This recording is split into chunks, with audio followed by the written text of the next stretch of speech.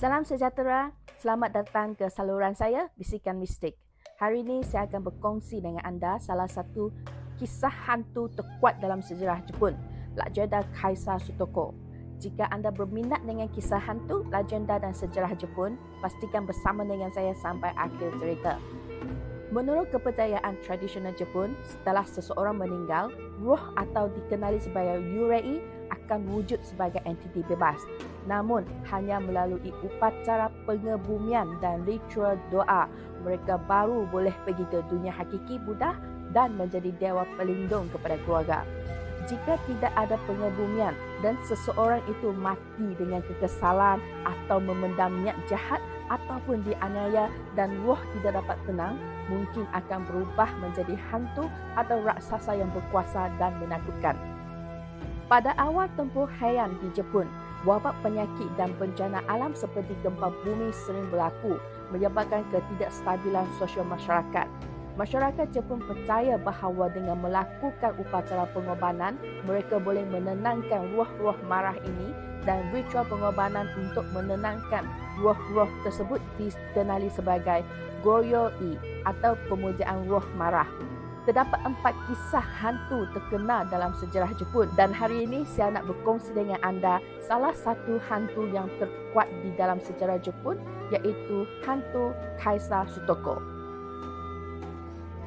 Kaisar Sutoko yang setelah kematian dia menjadi salah satu hantu paling kuat di sejarah Jepun. Hari ini kita akan menyelami legenda Kaisar Sutoko dan memahami bagaimana dia menjadi raja segala hantu di Jepun dan mengapa kuasa dia begitu kuat sehingga menjadi mimpi negeri di zaman itu. Kaisar Sutoko dahulunya adalah seorang kaisar atau maharaja di Jepun. Memiliki latar belakang yang sangat rumit. Sebab apa? Sebab dia bukan anak kandung kepada Kaisar Toba, tetapi adalah anak sulung hasil dari ayah Kaisar Toba, iaitu Datuk Kaisar Sutoko dengan gundik Kaisar Toba.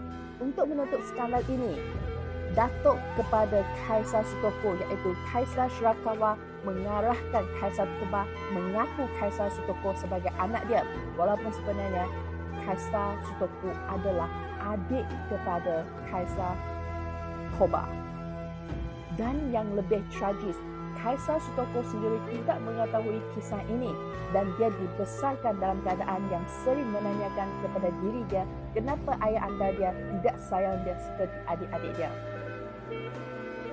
Dan memburukkan keadaan tegang di antara Kaisar Sutoko dan Kaisar Toba, Kaisar Shirakawa mengarahkan anak dia, Kaisar Toba, mengundurkan diri dan memberikan tatah maharaja kepada Kaisar Sutoko. Pada tahun 1129, Kaisar Shirakawa meninggal dunia dan kekuasaan maharaja dia diambil alih oleh Kaisar Toba yang memulai pertempuran kekuasaan dengan Kaisar Sutoko. Kaisar Sutoko menjadi korban fitnah, dianggap bersekongkol dengan Fujiwara, iaitu pengikut setia kepada Kaisar Sutoko. Setelah itu, Kaisar Toba mengeluarkan perintah yang membatasi aktiviti samurai dan pasukan tentera. Pengikut setia Kaisar Toba, samurai Fujiwara dituduh memberontak dan rumah dia diserbu oleh pihak Kaisar Toba. Mendengar khabar ini, Kaisar Sutoko berasa terancam dan melarikan diri bersama beberapa pengikutnya. Dia mengisytiharkan diri dia sebagai pemimpin baru dan cuba mendapatkan sokongan pegawai tentera dan bangsawan. Walau bagaimanapun, usahanya hanya menarik sedikit sokongan dan sebelum dia dapat melancarkan pemberontakan, dia tiba-tiba diserang oleh Kaisar Toba. Pasukannya dibubarkan dalam masa yang singkat dan Kaisar Sutoko yang kalah telah ditangkap. Pengikut setia Kaisar Sutoko, samurai Fujiwara telah dibunuh semasa melarikan diri dan selepas itu, Kaisar Sutoko dijatuhkan hukuman buangan seumur hidup di Sanuki, iaitu kini wilayah Kagawa, dilarang kembali ke Kyoto sepanjang hayat dia. Semasa dalam pembuangan Sutoko di Sanuki, dia mula berminat dengan agama Buddha. Dia menyalin banyak teks suci untuk memohon keampunan bagi mereka yang mati dalam peperangan. Dan sebagai bukti keinsafannya, dia menghabiskan 3 tahun menyalin sejumlah besar teks suci Mahayana dan menyerahkannya kepada kerajaan, meminta agar dia dihantar ke Kyoto untuk ditempatkan di Tokong sebagai ganti dia yang tidak dapat pulang ke kampung halaman. Kaisar Sutoko pesan kepada penghantar, biarlah kitab suci ini menggantikan diri dia ini kembali ke rumah halaman saya. Saya akan menghabiskan sisa hidup saya di tokong Buddha ini untuk menebus dosa-dosa saya yang memulakan peperangan, yang mengorbankan ramai nyawa yang tidak berdosa. Namun permintaannya ditolak dan Maharaja ketika itu, iaitu Maharaja Kaisar Toba, mengarahkan pembawa kitab suci mengembalikan kitab-kitab itu kepada Kaisar Sukoto dan sampaikan ejekan kepada Kaisar Sukoto bahawa dia tidak akan mempunyai peluang kembali ke Kyoto. Kitab-kitab yang kotor ini juga tidak layak berada di Kyoto. Kaisar Sutoko mendapat jawapan daripada Maharaja Toba. Kaisar Sutoko serta-merta menjadi gila dari segi mental dan juga fizikal. Dia tidak lagi memotong rambut atau menggunting kuku, dan menurut sami-sami yang berada di tokong Buddha berkenaan, penampilan Kaisar Sutoko menjadi menyerupai Tengu, iaitu raksasa yang menakutkan. Setelah 8 tahun hidup dalam buangan dan penuh dengan kebencian, pada suatu hari Kaisar Sutoko menulis di atas kitab dengan darah dia sendiri sambil bersumpah, "Aku menyalin sutra untuk mengumpulkan kebajikan dan menebus dosa saya. Jika itu tidak dapat diampuni, biarkan karma ini pergi ke dalam alam kejahatan dan bantu saya menjadi raja segala kemusnahan di Jepun. Jadikan saya hantu terkuat di Jepun." Dia kemudian memotong lidahnya sendiri, memercikkan darah dari lidah itu di dinding dan menulis kata-kata sumpah seperti ini, "Jepun akan binasa." Dan dia sambung menulis, "Aku nak ubah sejarah. Biarkan rakyat jelata yang menjadi maharaja dan maharaja menjadi rakyat biasa." Setelah itu dia meninggal dunia. Ketika itu usia dia hanyalah 46 tahun. Kesedihan, ketidakadilan, kebencian yang di dalam hati Kaisar Sukoto selepas kematiannya menjadikan dia berubah menjadi hantu yang mempunyai kuasa yang kuat. Selepas kematian dia, Kaisar Sutoko menjadi hantu Tengu dan menyebabkan banyak bencana yang berlaku di Jepun pada zaman itu. Selepas kematian Kaisar Sutoko pada tahun pertama, anak Maharaja Toba yang baru berusia 4 tahun meninggal dunia. Dan sebulan kemudian, isteri Maharaja Toba juga meninggal dunia. 10 hari kemudian, Maharaja muda dari darah Toba yang baru menaiki tatah juga meninggal dunia. Jadi, terputuslah darah keturunan Kaisar Toba di ketika itu. Kemudian Kyoto juga mengalami beberapa siri bencana yang hampir binasakan kota itu. Pada tahun kedua kematian Kaisar Toba, berlaku kebakaran besar di Kyoto yang membakar sepertiga kota itu yang dikenali sebagai kebakaran angin pada tahun 1177. Pada tahun berikutnya, berlaku kebakaran Jisho yang melibatkan konspirasi politik pada tahun 1178 dan pemberontakan Shisho pada tahun 1179. Legenda juga menceritakan bahawa seorang Sami yang sangat terpelajar pada zaman itu, Saigyo Hoshi, pernah bertemu dengan Saigo Sukoto yang telah menjadi hantu Tengu semasa lawatannya ke Sanuki.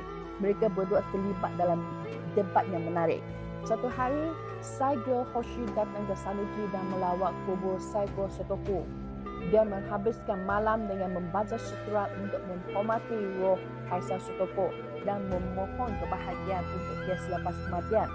Di tengah malam, apabila tiada orang di sekeliling, Saigyo Hoshi tiba-tiba dengar suara memanggil nama dia. Dan suara itu bukan dari orang lain tetapi Saigo Sotoko yang telah bertukar menjadi hantu Tengu.